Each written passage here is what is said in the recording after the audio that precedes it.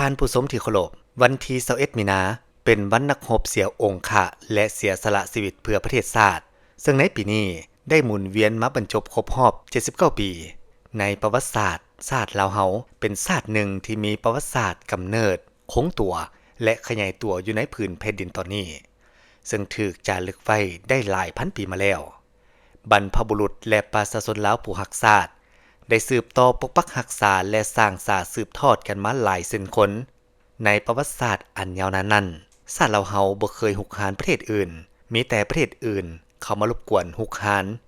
ย้อนแนวนั้นชาติลาวเฮาจึงได้ลุกขึ้นต้านผู้หุกหานและการยึดครองของต่างดาวเรื่อยๆมาเพื่อปกปักรักษาปิตุภูมิอันแสนรักเอาไว้เมื่อหวนคืนประวัติศาสตร์ก่อนหน้านี้79ปีชาติลาวเฮาได้เกิดเหตุการณ์สำคัญที่คนลาวบ่อาจหลงลืมได้นั่นแม่นเหตุการณ์ที่นักรบป้องกันตัวเมืองท่าแขกผู้พิละอาจหาญได้อุทิศตนต่อสู้เอาเป็นเอาตายต้านพวกจักรพรรดิต่างดาวที่เข้ามาหุกหานและยึดครองลาวกับบรรดาประเทศในอินโดจีนเหตุการณ์ในครั้งนั้นจบลงด้วยการปราบปรามอันโหดร้ายป่าเถื่อนที่สุดของพวกลาวเมืองขึ้นแบบเก่าซึ่งมีผู้บาดเจ็บและเสียชีวิตเป็นจำนวนหลวงหลายหลังจากเหตุการณ์นั้นขบวนการต่อสู้ของประชาชนลาวเฮาโดยภายใต้การนำพาของพรรคแคว้นลาวก็ได้หันกำลังออกสู่ชนบทก่อสร้างที่มั่นปฏิวัติปรับปรุงก่อสร้างและขยายกำลังดำเนินการต่อสู้ยืดเยื้อยาวนานญาติเอาไสชนะเป็นแต่ละบาทก้าวสร้างเงื่อนไขเพื่อก้าวขึ้นปลดปล่อยชาติอย่างสมบูรณ์ในเวลาต่อมาภายหลังพรรคประชาชนลาวต่อมาเปลี่ยนเป็นพรรคประชาชนปฏิวัติลาวได้รับการสั่งตั้งขึ้นในวันที่22มีนาคม1955ก็ได้สืบต่อนำพากระบวนการต่อสู้กู้ชาติของประชาชนลาวบรรดาเผ่าอย่างพิละอาจหาญละอิดละเอียวทรหดอดทนเต็มไปด้วยความเสียสละตลอดจนสามารถญาติเอาไสชนะอย่างสมบูรณ์ปลดปล่อยประเทศชาติออกจากแอกปกครองของพวกลาวเมืองขึ้นแบบใหม่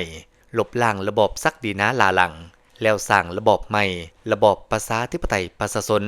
และสถาปนาเป็นประเทศสาธารณรัฐประชาธิปไตยประชาชนลาวขึ้นอย่างเอกอ้างทะนงใจและสง่าราศีในวันที่2ธันวาคม1975ขบวนการต่อสู้ของประชาชนลาวพวกเขาได้มีมาแต่ศตวรรษที่14แต่ละระยะก็มีการสู้รบมีการบาดเจ็บเสียองค์ะและเสียชีวิตระยะที่ดุเดือดเขี่ยวขาดเป็นตายคุมูในระยะสงครามต้านจักรพรรดิอเมริกาแต่ปี1955 5 ปี 1973ตลอดระยะแห่งการนำพาต่อสู้อันละอิดละเอียวแต่ก็มีเกียรติสง่าของพรรคประชาชนลาวก็คือรัฐบาลลาวอิสระในเมื่อก่อนซึ่งปัจจุบันเป็นพรรคประชาชนปฏิวัติลาวและรัฐบาลปฏิวัติของพวกเขาก็ได้ถือสำคัญการเอาใจใส่เบิ่งแย้งบรรดานักรบปฏิวัติที่ได้รับบาดเจ็บเสียองค์ะย้อนแนวนั้นรัฐบาลจึงได้ออกดำรัสรับพ้องเอาวันที่21มีนาคม1946เป็นวันนักรบเสียองค์ะและเสียสละชีวิตเพื่อประเทศชาติขบวนการต่อสู้ของประชาชนลาวเฮากับศักดินาและพวกลาวเมืองขึ้นต่างดาวที่เข้ามาหุกหานและยึดครองลาวเต็มไปด้วยความเสียสละเลือดเนื้อและชีวิตเพื่ออุทิศให้แก่พื้นแผ่นดินอันแสนหักเด็ดขาดบ่ยอมเป็นข่อยข่ามาไส้ให้แก่ผู้หุกหานในโอกาสอันสำคัญนี้พวกเขาจงพร้อมกันเสิร์ชซูและสืบทอดน้ำใจเสียสละของบรรพบุรุษนักรบปฏิวัติรุ่นก่อนที่ได้เสียสละเลือดเนื้อชีวิตเพื่อให้ประเทศชาติของพวกเขาดำรงอยู่มาเท่าทุกวันนี้ด้วยการยกสูงน้ำใจรักชาติหักบ้านเกิดเมืองนอนปกปักรักษาพื้นแผ่นดินอันครบถ้วนของชาติเฮาพร้อมกันอุทิศตนเข้าในภารกิจปกปักรักษาและพัฒนาประเทศชาติอย่างตั้งหน้าเพื่อนำเอาประเทศลาวเฮาก้าวสู่ความศรีวิไลตามจุดหมายก้าวสู่สังคมนิยมให้สำเร็จผลเป็นก้าว